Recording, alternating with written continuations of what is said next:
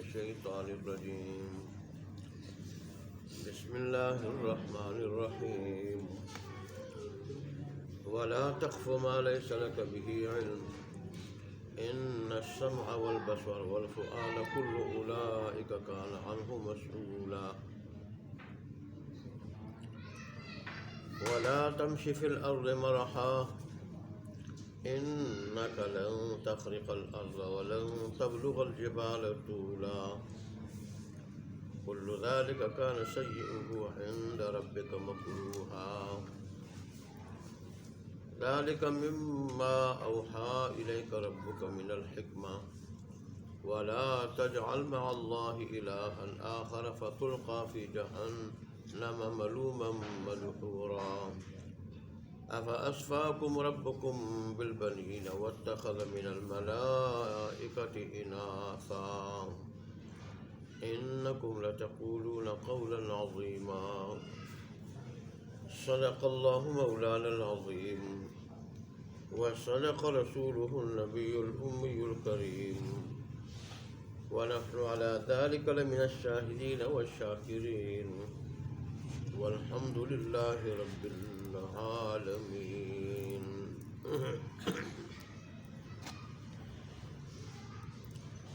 گزشتہ آیات میں اسلامی فلاحی معاشرے کے واسطے 15 اصول میں سے 13 اصول بیان ہو چکے ہیں،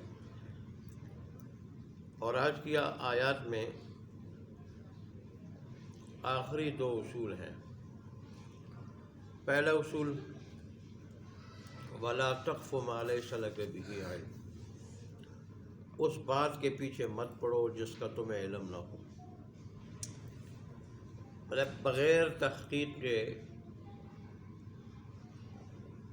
نہ کسی بات کے بارے میں کچھ کہنا چاہیے، نہ اس پہ عمل کرنا چاہیے، نہ اس پہ یقین کرنا چاہیے بلا تحقیق کے۔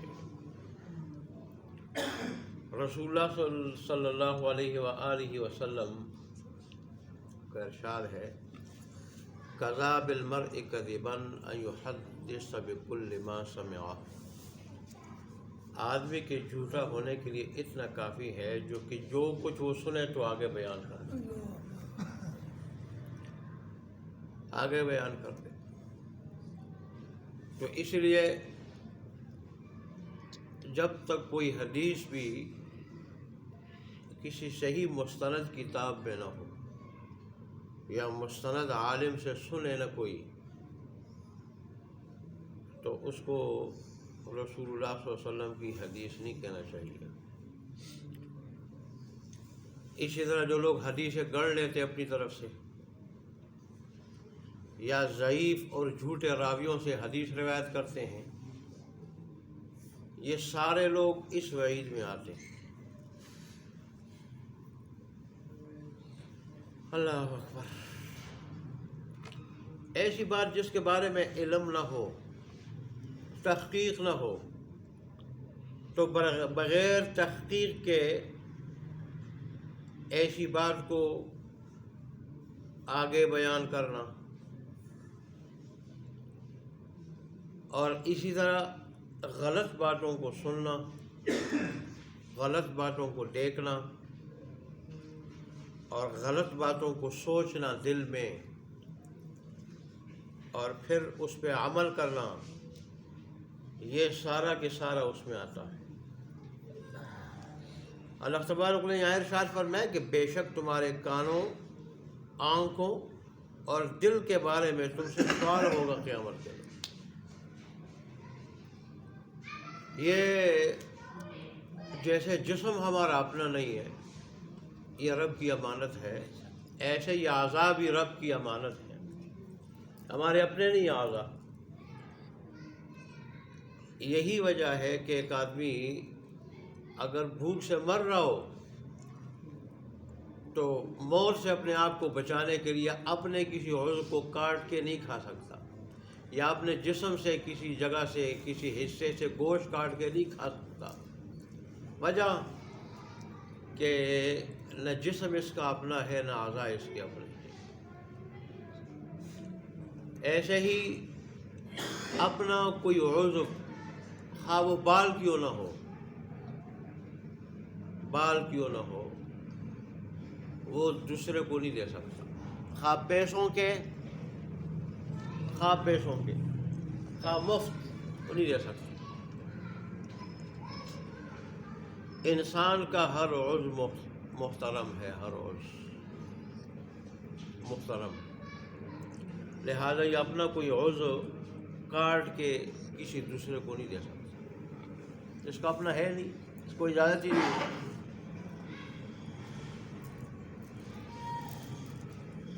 جیسے بعض لوگ گردے نکال کے ایک پہ کام چل رہے تو نکال کے دوسرے کو دے دیا، یہ بھی جائز نہیں۔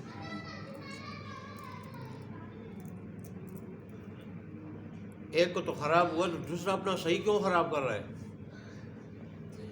اللہ نے دو دیے، جو اس نے دو دیے تو دو کی ضرورت ہے، اگرچہ ایک کام کر رہا ہوں دو کی ضرورت ہے۔ اللہ کی اس تخلیق میں رد و بدل کیوں کر رہے ہیں؟ تو اللہ نے جیسا اس کو بنایا ہے، جیسا اسی طرح رہنا، اسی طرح رہنا، اور اپنے اعضاء اور جسم کا خیال کرنا ہی ضروری ہے۔ اور اسی طرح اللہ نے جو اعضاء دیے ہیں جس مقصد کے لیے دیے اس مقصد میں استعمال کرنا جائز ہے، اس کے علاوہ جائز نہیں ہے۔ آنکھ اللہ نے دی ہے صحیح چیز کو دیکھنے کے لیے، غلط کو دیکھنے کے لیے نہیں۔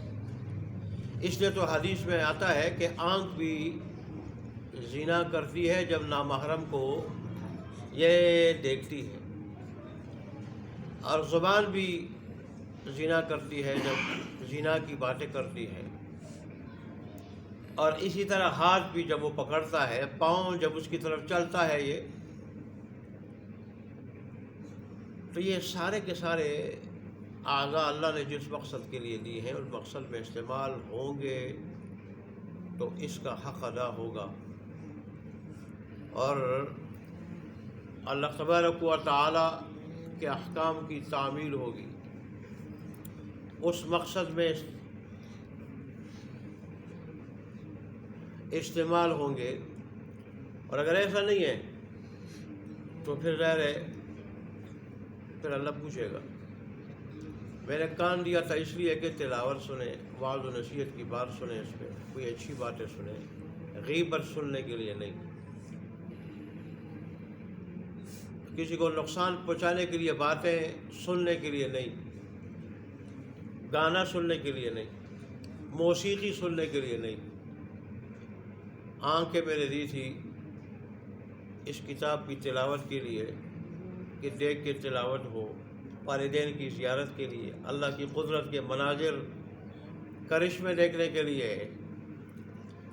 اور جو شاعر اللہ ہے ان کو دیکھنے کے لیے۔ آنکھیں اللہ تبارک و تعالیٰ نے اس لیے دی تھی۔ ان آنکھوں کے ذریعے دیکھ کے رب کی اطاعت عبادت کی طرف آدمی انسان جائے۔ اسی طرح اللہ تبارک و تعالیٰ نے یہ جو ہاتھ دیے ہیں یہ اچھے کاموں کے، اگر دائیں ہاتھ سے کھانے کا حکم ہے، یہ بائیں ہاتھ سے کھائے گا تو بھی یہ کیا کرے گا؟ اس ہاتھ کو اس کے دیے ہوئے مقصد میں استعمال نہیں کرے گا، اس کے بارے میں پوچھو گی۔ دائیں ہاتھ سے استنجا کرے گا تو بھی اللہ نے جس مقصد کے لیے دائیں ہاتھ دیا تھا اس میں استعمال نہیں کر رہی۔ اللہ اکبر۔ ایسا ہی دل اچھے اخلاق کا مرکز ہے، اچھی سوچ کا، اچھی فکر کا یہ مرکز ہے، اور پھر کسی چیز پر عمل کا داعیہ بھی دل سے اٹھتا ہے۔ انسان جب کسی چیز کو دیکھتا ہے، سنتا ہے تو اس کا داعیہ بھی دل سے اٹھتا ہے۔ اور پھر ہے کہ دل اللہ کی اتنی بڑی نعمت ہے کہ دل کے ذریعے تو سارے جسم میں خون رواں دواں ہے۔ دل صحیح نہ ہو تو پھر جسم کی وہ خون کی روانگی متاثر ہو جاتی ہے، تب تو انسان کمزور ہو جاتا ہے، تھوڑی سی جگہ پہ چڑھتا ہے تو سانس پھول جاتا ہے اس کو، اور لمبی سانس نہیں لے سکتا، ایسے ہی جھک کے کوئی کام نہیں کر سکتا، نہ نماز اس طریقے سے پڑھ سکتا ہے جیسے پہلے پڑھتا تھا۔ اتنی بڑی نعمت ہے۔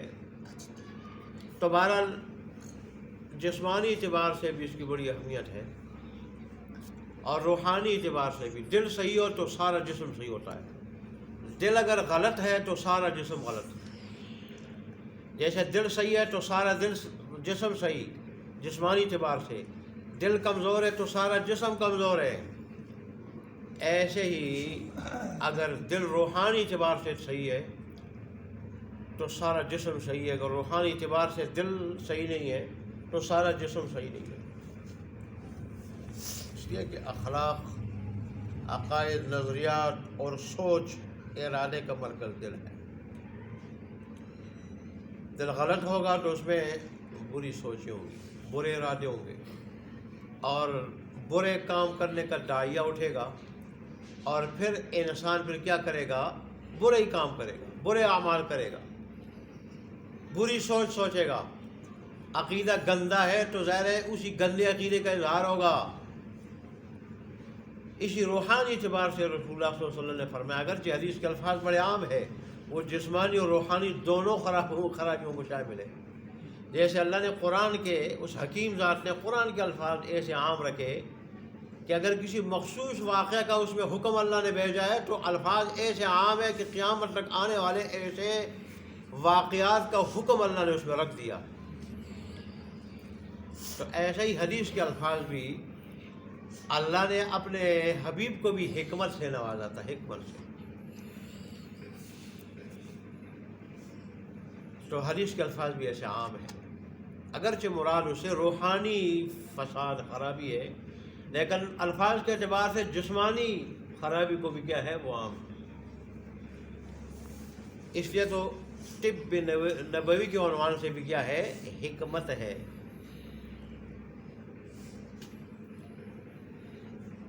اللہ اکبر۔ اور پھر یہاں پہ یہ چیزیں ہماری فرمان بردار ہیں، لیکن قیامت کے دن یہ ساری چیزیں ہمارے خلاف گواہی دیں گی۔ آنکھیں بھی، ہاتھ بھی، پاؤں بھی، کھالیں بھی، زبان پہ مہر لگ جائے گی اور یہ خلاف گواہی دیں گی۔ ہم شکوہ کریں گے، کہیں گے کیا کریں؟ اس ذات نے بلوایا تھا اپنی قدرت سے، کامل قدرت سے، جو ہر چیز سے بلواتی ہے۔ اس لیے اللہ تبارک نے فرمایا یہ کان غیبت کے لیے، زبان چغلی کے لیے، غلط باتیں کرنے کے لیے، غلط باتیں سننے کے لیے، غلط چیزیں سننے کے لیے، اور یہ غلط باتیں کرنے کے لیے اس کو استعمال نہ کرو، نہیں تو پھر قیامت کے دن پھر پوچھو گی زبان کو غلط کاموں میں کیوں استعمال کیا تھا؟ اس کے ذریعے گانے کیوں گائے تھے؟ گالیاں کیوں دی تھی؟ چغلی کیوں کی تھی؟ غیبت کیوں کی تھی؟ اور ایسے ہی کانوں کے بارے میں موسیقی کیوں سنی تھی؟ گانے، باجے وغیرہ اس کی آوازیں کیوں سنی تھی؟ غیبت۔ تو اللہ نے یہاں لیکن 1400 سال پہلے ہمیں متنبع کیا، یہ اللہ کی خفیہ پولیس ہے، جیسے مجھے شیخ صاحب رحمۃ اللہ نے لکھا ہے، ہمارے ہاتھ پاؤں اللہ تبارک و تعالیٰ کی خفیہ پولیس ہے کہ یہ نوٹ کر رہے ہیں، سب کچھ نوٹ کر رہے ہیں، ہاتھ پاؤں۔ ہم تو کہہ رہے ہیں ہمارے ہاتھ، ہمارے پاؤں، یہ اللہ تبارک و تعالیٰ کے ہیں حقیقت میں، اس کے لیے ہوئے اور اسی کے لیے کام کر رہے ہیں۔ اور قیامت کے دن بولیں گے پھر ہمارے خواب، اس نے یہ کیا، اس نے یہ کیا، اس نے یہ کیا، یہ کیا، یہ کیا، یہ کیا، جو لوگوں کو پتہ نہیں ان کو پتہ ہے۔ اللہ تبارک و تعالیٰ نے رحیمیت اور کریمیت کی وجہ سے 1400 سال پہلے ہمیں متنبع کیا کہ خیال کرنا، کانوں کو غلط کاموں میں استعمال نہ کرنا، آنکھوں کو غلط کاموں میں استعمال نہ کرنا، اور اسی طرح دل کو، ان سب کے بارے میں قیامت کے دن کیا ہوگی؟ پوچھ ہوگی۔ مکر جاؤ گے تو پھر یہ خود گواہی دیں گے۔ بہرحال یہ 14 اصول نے دیا کہ بغیر تحقیق نہ کسی بات پر یقین کرنا، نہ اس کو زبان سے کہنا، اور نہ ایسی غلط باتوں کو سننا چاہیے، اور نہ اس پہ عمل کرنا چاہیے، نہیں تو قیامت کے ان ساری چیزوں کے بارے میں پوچھو۔ بڑے احتیاط کی ضرورت ہے۔ آج ہم تو بغیر تحقیق کے بہت سارے لوگوں پہ الزام لگا دیتے ہیں، تہمتیں لگا دیتے ہیں، صرف ظن، گمان اور اٹکل کی وجہ سے تہمت لگا دیتے ہیں۔